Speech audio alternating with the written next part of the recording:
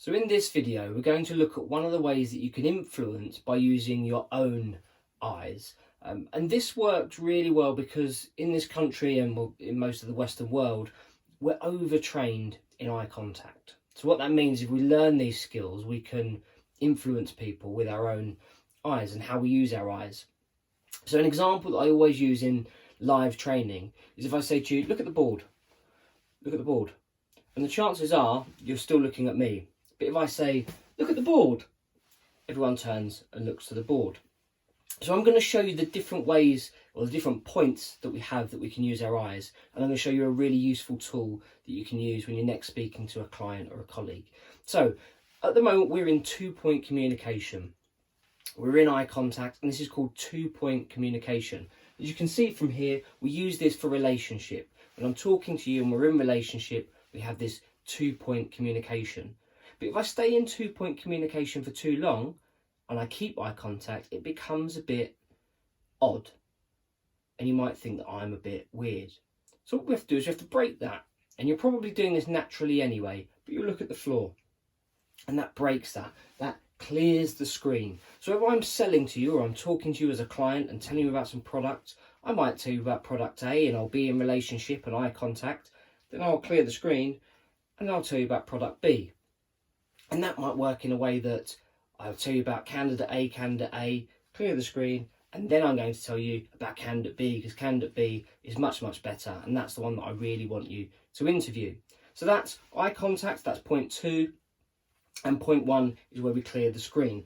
Then we're going to come back to number 3. I'm going to show you number 4. So number 4 we use to look thoughtful and considered and maybe come across as more intelligent than what we actually are. So we use this when you ask me a question, and I've got 2 options then. I can answer your question straight away because it's a question that I've heard many times before and I already know the answer.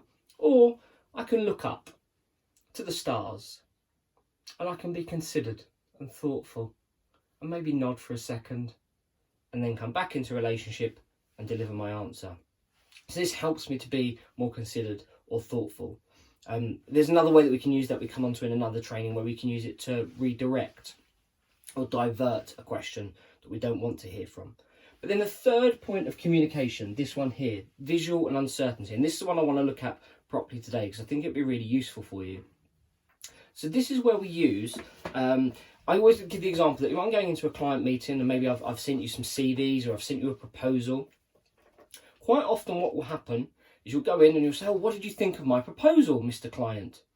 Now we're in relationship, we're in eye contact. If you say, I absolutely hate your proposal, Jamie, or I really don't like your CVs, I'm stuck. Firstly, I've labelled it as my proposal on my CVs, so I own it. But also it's here, we're in relationship, and we only use this for good news. What I want to do is go visual. I want to put it out here. I want to relabel it as the proposal or the CVs and say, Mr. Client, what did you think of the proposal? Or what did you think of the CVs? And if you then say to me, Jamie, I hate your CVs or I hate your proposal, I didn't like point number 1 and the bit at the end about the price, that was terrible, then I can go back into a relationship with you and I can say, what are you and I going to do about that? How can we fix that? It's nothing to do with me, it's still the proposal. The same with the CVs. What are we going to do about the CVs? What can we find that's different that would work better for you? And once you say, oh, well, if we change point B and we change the price at the end of this, I say, I can do that. So you're happy with my proposal and it then becomes mine. We come back into relationship and back into good news.